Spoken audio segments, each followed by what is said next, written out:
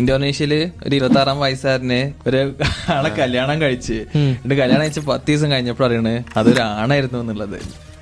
ശരി, 10 ദിവസം കഴിഞ്ഞിട്ട് അതെന്തോ അറേഞ്ച് മാരേജ് എന്തായിരുന്നു, അയാളൊരു ഹിജാബൊക്കെ ഇട്ടിട്ടാണ് നടന്നത്. അതുകൊണ്ട് എന്നിട്ട് നല്ല മേക്കപ്പും കാര്യങ്ങളൊക്കെ ഇട്ടപ്പോ വ്യത്യാസം അറിയണില്ലല്ലോ.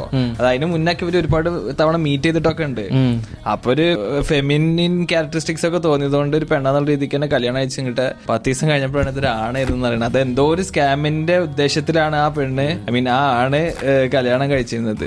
റിയൽ ഫേസ് റിവീൽ ചെയ്തോ? റിയൽ ഫേസ് ഒക്കെ റിവീൽ ചെയ്തിട്ടുള്ള ഒരു പിക്ചർ ഉണ്ടല്ലോ, കോമഡി തന്നെ അത്. അല്ല എന്താ പറയാ, ആ ഏരിയയിലൊക്കെ ഉള്ള പല ആണുങ്ങളും പെണ്ണുങ്ങളും കാട്ടിലും ഭംഗിയുള്ളവരാണ്. തായ്ലാന്റിക്ക് ആൾക്കാർ പോലും ട്രാൻസ്ജെൻഡേഴ്സ് ഒക്കെ ഭയങ്കര ട്രാൻസ്ജെൻഡേഴ്സ് തായ്ലാന്റിലൊക്കെ എന്താ ലേഡി ബോയോ അവിടെയുള്ള ഈ പെണ്ണുങ്ങൾക്ക് ഇവരോട് അസൂയാണ്. കാരണം സ്ത്രീകളെ കാട്ടിലും ഭംഗിയാണ് ഇവര്. ആണുങ്ങളും ആറുമ്പോ